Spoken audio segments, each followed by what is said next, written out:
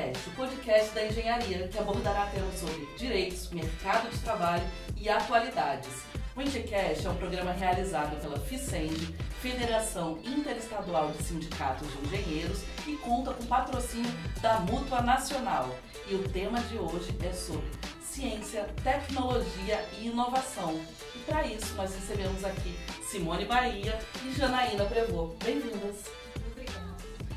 De acordo com dados da Unesco, as mulheres representam apenas 33,3% de todos os pesquisadores do mundo e apenas 12% delas integram as academias científicas nacionais. Para conversar um pouco sobre esse tema e a gente pensar os desafios, as oportunidades, as políticas públicas de incentivo às mulheres nas áreas de ciência, tecnologia e inovação, nós vamos conversar com Simone e Janaína. Simone Bahia é engenheira química, especialista em hidrogeologia e mestre em geociências. Diretora da Mulher da Federação Interestadual de Sindicatos de Engenheiros, foi da diretoria do Sindicato dos Engenheiros do Espírito Santo, onde atuou como negociadora. No CREA Espírito Santo, foi conselheira por 2 mandatos consecutivos e primeira coordenadora da Câmara Especializada de Engenharia Química, Geologia e Minas no Estado. Trabalhou em empresas de petróleo e gás no Espírito Santo, na Prefeitura Municipal de Vitória, no IBAMA e como professora dos cursos técnicos e superior do IFES. Foi pesquisadora do Museu Paraense Emílio Goeldi, é perita e avaliadora registrada no IBAP e trabalhou como assessora da presidência do CONFEA. E ela também é vice-presidente das Américas da Uniglobal. Bem-vinda, Simone. Janaína Prevot Nascimento é diretora administrativa na FINEP, financiadora de estudos e projetos, onde trabalha como analista desde 2001. Já exerceu cargos de gerência e assessoria nas áreas financeira e operacional e atuou como representante da empresa em comitês e fóruns específicos. Nascida no Rio de Janeiro, Janaína é graduada em Economia pela Universidade Federal do Rio de Janeiro e tem mestrado em Engenharia de Produção pela COP na UFRJ. Obrigada pela presença. Obrigada. Bem, para a gente começar o nosso podcast, eu quero perguntar para vocês duas por que as mulheres ainda são minoria na ciência e como a gente pode romper essas barreiras. Começando por você, Simone. Tem todo um condicionamento social, né, que diz que nós, meninas, nós mulheres não podemos estar em alguns espaços, nós não podemos ser pesquisadoras, não podemos ser engenheiras, não podemos ser nada diferente daquele papel que a sociedade designou para a gente. E romper essa barreira, né, como você falou no início, é o nosso trabalho. E visualizar um futuro melhor, um futuro com mulheres na ciência, é a nossa função. O nosso trabalho também é mostrar que existem mulheres pesquisadoras, né, mulheres engenheiras, mulheres que estão nesses espaços e que elas fazem a diferença para a sociedade como um todo. Então esse é o nosso papel, mostrar isso. Infelizmente, esse condicionamento tem se perpetuado ao longo de séculos, né? Então, o nosso trabalho agora é mudar isso. É uma necessidade, a gente sabe que as capacidades são iguais, né?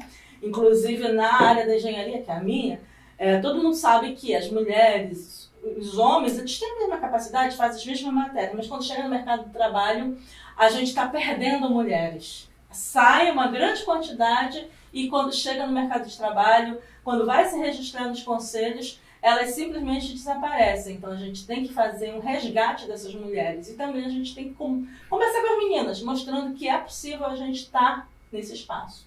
Obrigada. E para você, Janaína? Eu acho que a Simone trouxe um ponto muito importante relacionado à socialização das meninas, né?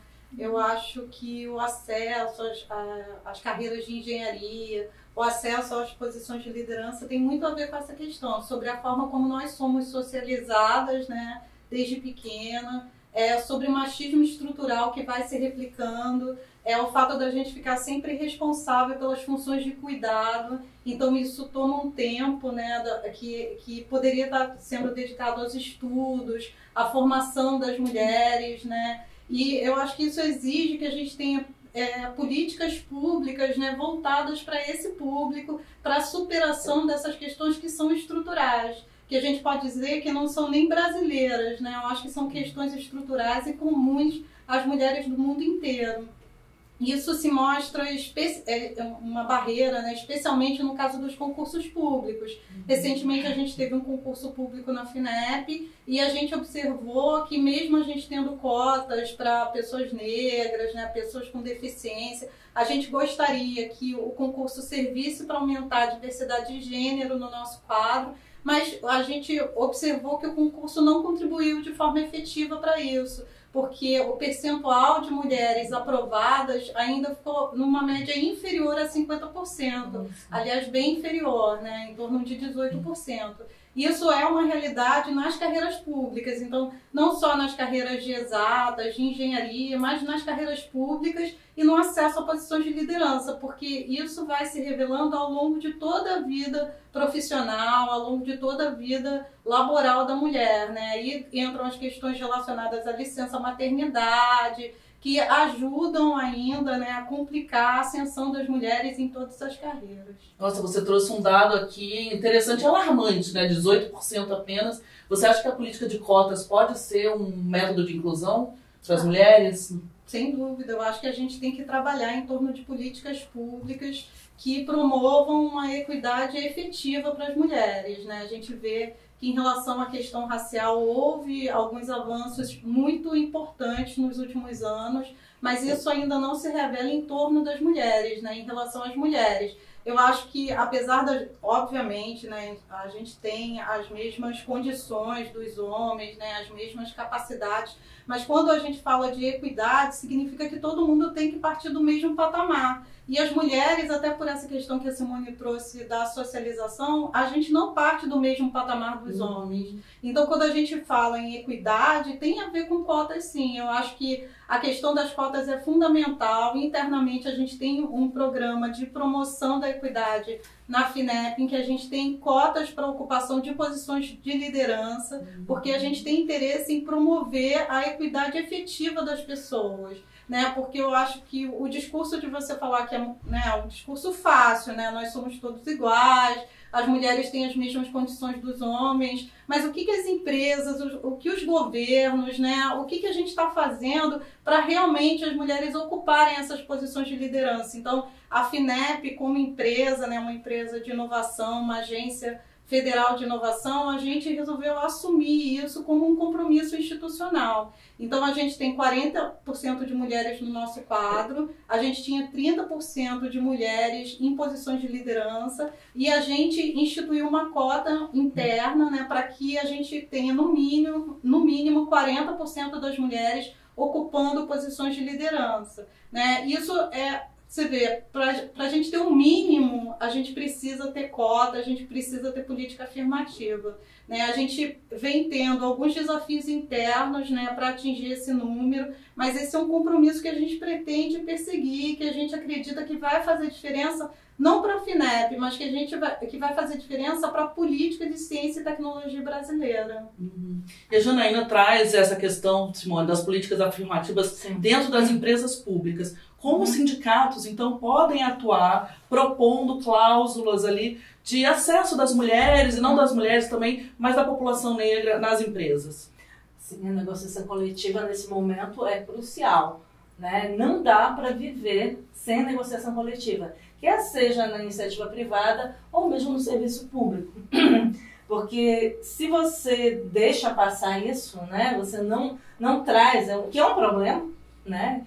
Você não vai, ele nem é visualizado, né? Porque é muito cômodo para quem já está no poder, para os homens que estão nessas posições de liderança, sempre estiveram, é muito cômodo, você não vai enxergar o outro. Né? Tanto que as pessoas dizem, não me envolvo com política, você não se envolve com política porque a política até o momento lhe favoreceu. Então, a gente, enquanto federação, enquanto sindicato, nesse momento que a gente está na negociação, que a gente leva, isso é importantíssimo. Inclusive, as políticas de gênero, né, elas são uma realidade na legislação que alterou as ANRs, né? Dentro agora você tem que ter, né, o plano. Então, é muito importante o sindicato sempre estar. A gente não pode... A gente tem sindicatos que falam, não fique só, fique sócio.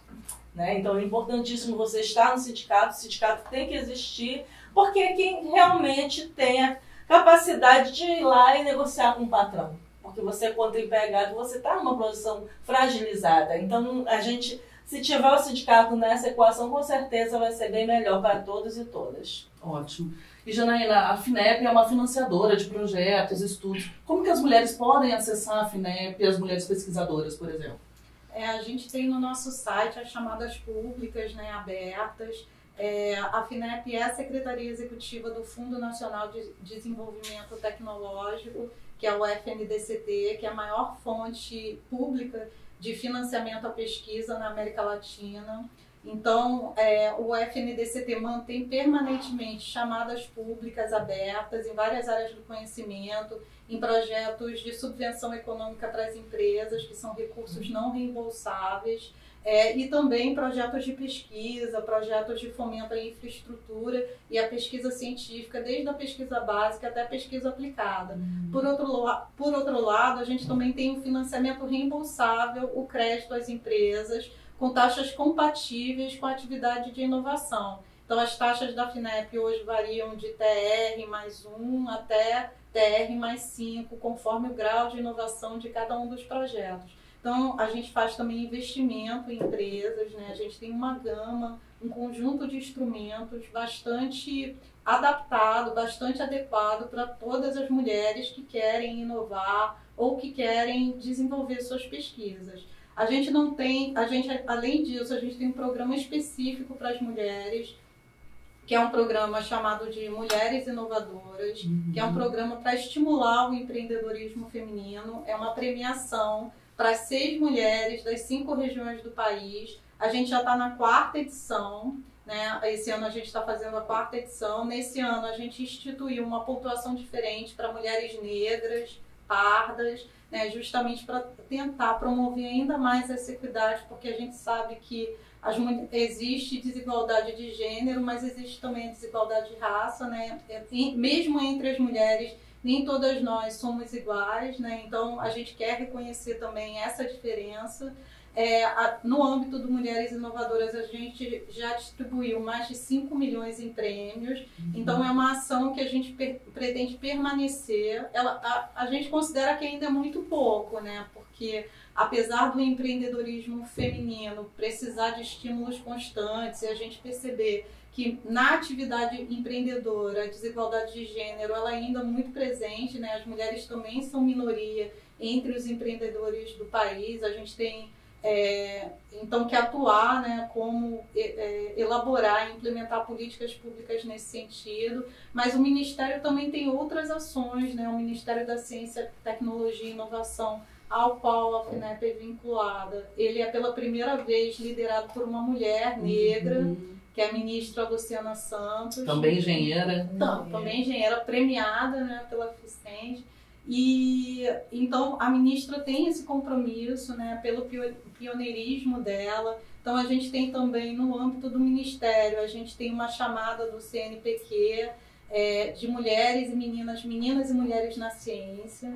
É uma chamada de 100 milhões de reais, que eu acho que está muito alinhado com tudo que a gente vem discutindo aqui, inclusive com a primeira pergunta que você fez, né? Assim, como é que a gente estimula o ingresso de mais meninas, mais mulheres na ciência. Então, essa chamada, ela é direcionada para meninas do 8º, do 9º ano e também mulheres da graduação, nas áreas de ciências da computação, engenharia e ciências exatas, e visa justamente estimular a elaboração e implementação de projetos que possam contribuir para a permanência, para o ingresso dessas meninas na ciência. Ótimo. Eu vi um vídeo seu, Janaína, que você fala da cultura de inovação. Pode falar um pouco sobre isso? A FINEP também trabalha muito, né, em relação à cultura de inovação, tanto internamente quanto nos seus produtos, né? Eu acho que a FINEP, como Agência Brasileira de Inovação, esse é um dos nossos objetivos centrais, né? Então a gente atua ao longo de todo o ecossistema de inovação, justamente para estimular o crescimento da atividade inovativa no Brasil, né? Sempre em conjunto com o Ministério. E internamente a gente também busca sempre a promoção de uma cultura aliada à inovação, né?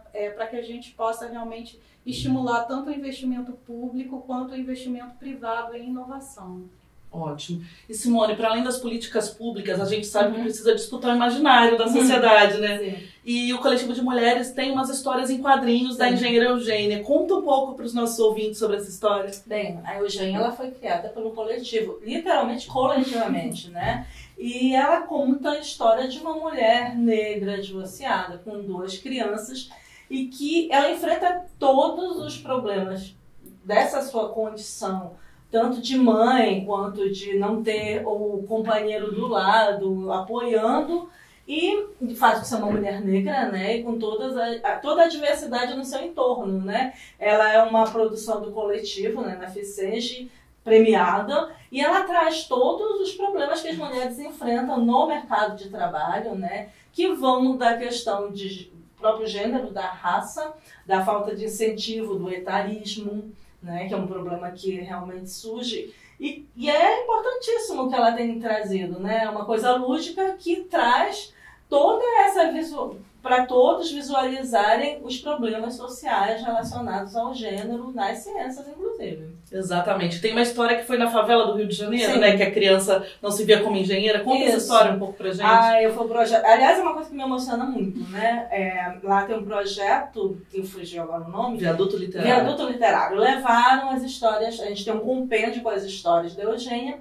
As professoras lá levaram as crianças e a menina disse ninguém se via como engenheiro, porque eles achavam que engenheiro ou engenheira era uma coisa de gente rica, era coisa de homem, não era para eles. E você vê uma personagem, mulher, negra, com filhos e tudo, e aquilo mostrou para eles que é possível, qualquer pessoa pode vir a ser um engenheiro, uma engenheira, independente de sua origem. E esse é um ponto que nos emociona muito, porque ela rompeu nessa barreira da engenharia, ela chegou ao público em geral, né? Então, a gente é uma felicidade ter a Eugênia.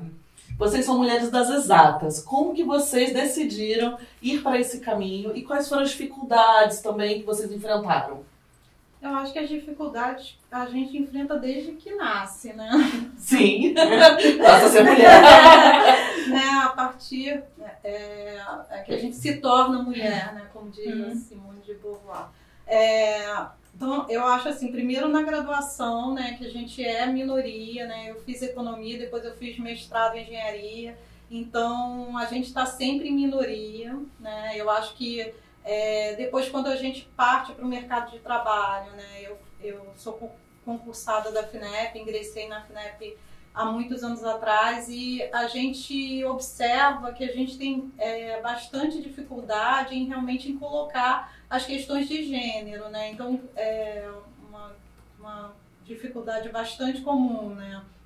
É quando você tem filhos, né? Então, a questão da maternidade, o respeito ao horário de trabalho, a gente precisa acumular papéis, acumular responsabilidades. Então, você precisa do respeito ao horário que você precisa se ausentar para pegar seu filho na escola, para exercer a sua função social, né, como mãe, como mulher. E isso eu acho que é presente ao longo de toda a vida da mulher, né? Nos estudos, quando a gente estuda, né? Ao contrário dos meninos que ficam 100% dedicados ao estudo, dedicados ao trabalho, a mulher sempre, desde muito jovem, ela tem que se dividir, né? Entre as tarefas do lar e o seu trabalho, né, os seus estudos. Então, eu vejo que isso é uma realidade das mulheres brasileiras, né? Eu acho que a dificuldade é realmente você poder se colocar como mulher, né? Muitas vezes a gente tem que se disfarçar, né? Vestir terno,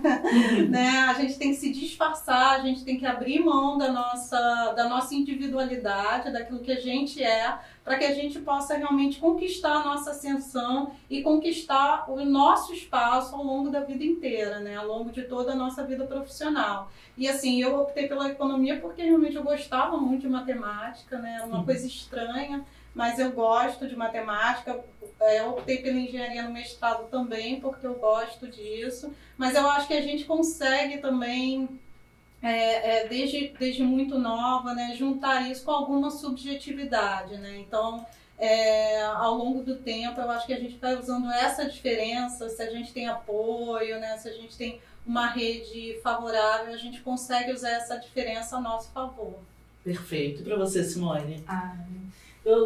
me traz, né? A gente começa a falar e ouvir as outras mulheres, né? E é uma história que ela se repete em um contexto geral, mudando os detalhes, né? Das dificuldades de você chegar. E eu penso que, assim, a gente realmente se torna mulher, né? A gente nasce com gênero feminino, mas se torna mulher. E as dificuldades, elas são principalmente relacionadas à falta de crédito que a gente tem. Existe um desincentivo para a mulher fazer qualquer coisa que seja para ela ascender, principalmente se for socialmente, né? Existe uma necessidade de alguns membros da sociedade de nos manter num determinado papel. E romper isso é muito difícil para a gente. Você falou da rede de apoio, é importantíssimo, mas quando você não tem a rede de apoio, é terrível, porque você não pode contar com ninguém, a não ser com você mesmo, e tem que tirar forças, sabe-se lá de onde, né? Talvez esteja esse processo aí de se tornar mulher, você tira essa força, mas ele é um processo que não vem sem dor para a mulher. Ele sempre tem dores, em maior ou em menor nível, né? Mas sempre vem, porque... tipo assim, eu me lembro quando eu era adolescente, dizia, não precisa entrar na faculdade, não precisa entrar na universidade. Você pode logo arranjar um emprego e começar a ganhar dinheiro para poder ajudar, para poder sustentar. Ainda tem essa questão do contexto familiar que espera que você ajude. Muitas vezes você não pode, às vezes, se dedicar ainda. Além de ter o cuidado familiar, você tem que trabalhar para estar ali e dar conta da universidade. E na própria universidade... Muitos professores, eu me formei no século passado, né? No milênio passado, pior. E aí, muitos professores, assim, bem assim, antigos, eles diziam que não entendiam o que a gente estava fazendo lá, porque ia acabar casando e tendo filho. Eu casei, eu tive filho e continuo trabalhando, né? E quando você tem um filho, é um outro contexto social te colocando para dentro de casa. É como se as obrigações familiares fossem só da mulher. E isso tem que ser compartilhado com o pai. Ninguém fez um filhinho sozinho, uma filhinha. Então, tem que ser compartilhado. Aí, mais uma vez, vem a rede de apoio. Quanto ao que me levou, eu acho que eu já nasci química. Uma vez eu contei isso. Quando eu era criança, eu macerava folha lá, misturava, fazia... coisas coloridas para ficar misturando lá e acabei me tornando engenheira química. Eu acho que sempre eu tive isso. Talvez seja até um lado bruxa que eu vim, né? O povo gosta de falar que as mulheres são bruxas, né? Muitas foram queimadas lá no passado com essa acusação, né, de ser bruxa. De repente a gente é meio bruxa. E eu acho que sempre teve na minha vida a questão de transformar. Eu uso a engenharia química para transformar matéria e estou tentando há muito tempo transformar a sociedade, que eu acho que tudo que a gente está fazendo aqui busca também transformar essa sociedade, que muitas vezes não nos aceita, mas que é o nosso trabalho. Perfeito. E, Janaína, que políticas públicas seriam fundamentais no incentivo das mulheres na ciência, na tecnologia e na inovação? Eu acho que essa questão que a gente falou inicialmente, relacionada às cotas, eu acho que é essencial.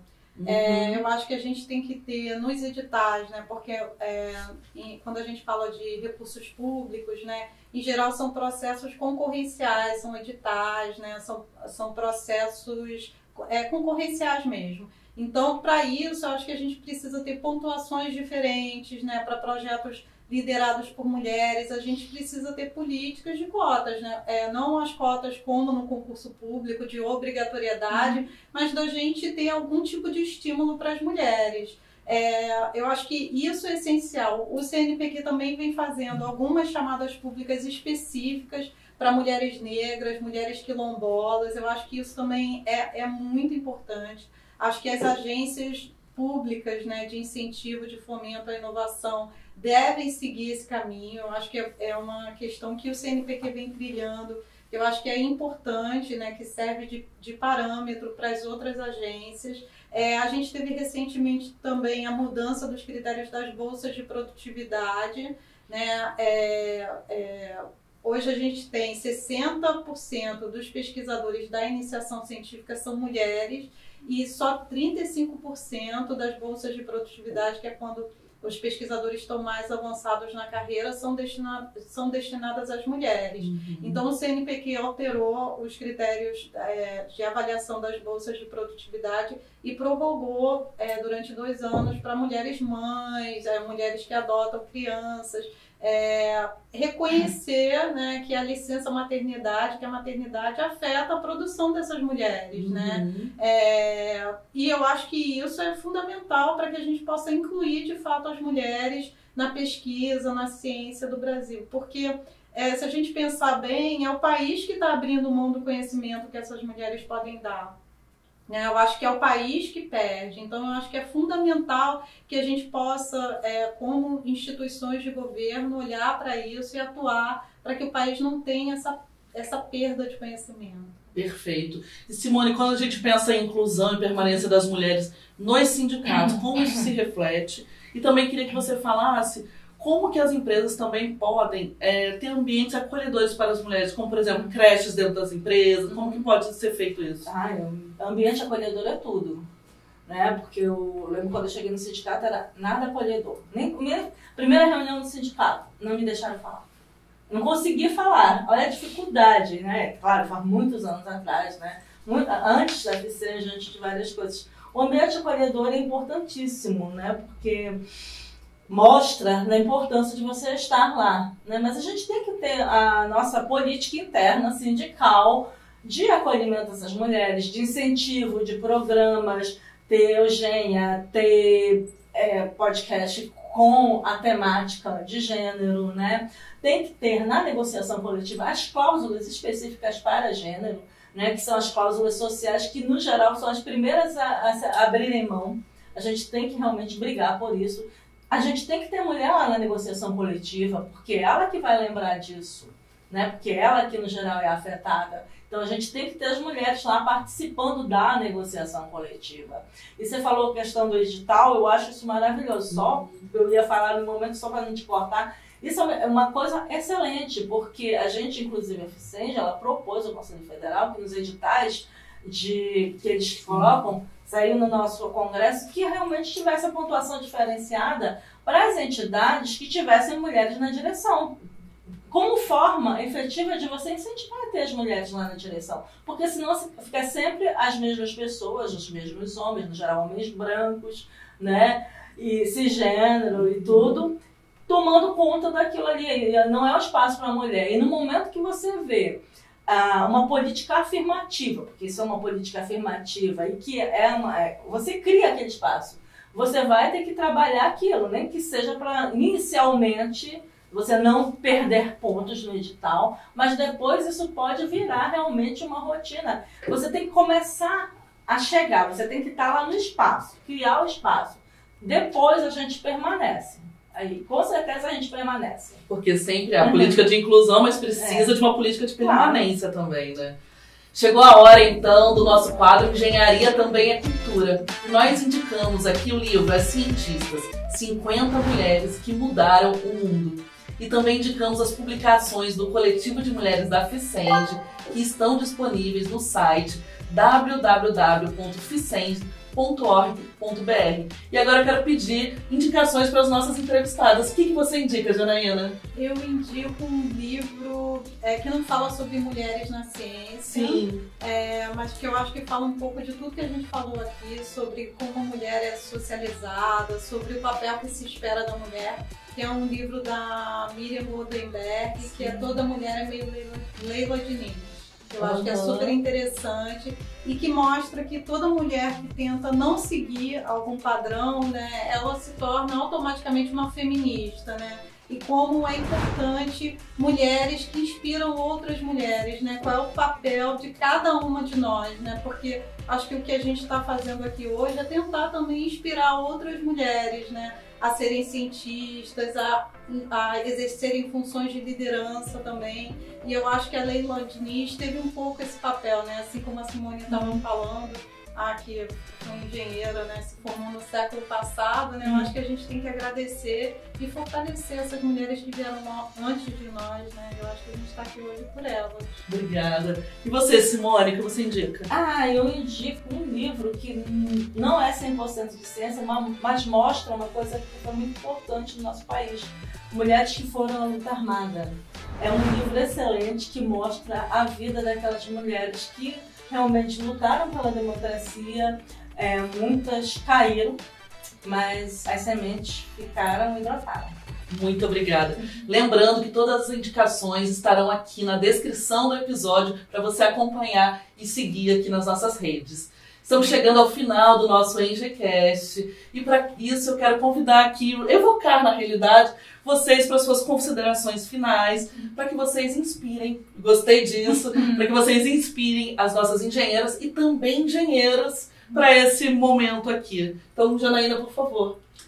Eu queria agradecer bastante ao convite da FICENGE, a segunda oportunidade, né, que eu tenho de contribuir aqui com o coletivo de mulheres. Eu acho que é um orgulho muito grande poder participar daqui hoje. Eu queria dizer para todas as meninas, para todas as mulheres, que é possível, que a gente está aqui para mostrar para vocês hoje que é possível, que dá certo e que existem outras mulheres que querem acolher vocês, né? Eu acho que o nosso exemplo aqui mostra isso, né? A gente enfrenta muitas dificuldades, mas eu acho que é possível, não é um sonho, é uma realidade e eu acho que a gente está aqui para apoiar, né? E dizer para essas mulheres, vamos juntas. Muito obrigada pela sua participação. Simone. Com certeza dizer para todo mundo entrar na página da FICENGE, olhar as histórias da engenheira Eugênia, fazer parte dos coletivos de mulheres nos seus estados, fazer parte das associações, fazer parte das lutas coletivas, estar nos espaços. Com certeza é importantíssimo. Obrigada. Vou sair do roteiro e fazer uma outra pergunta para vocês. Quem é a mulher que inspira vocês? Nossa, várias mulheres. Eu vou aproveitar que a Natália está aqui, minha assessora, me inspira super.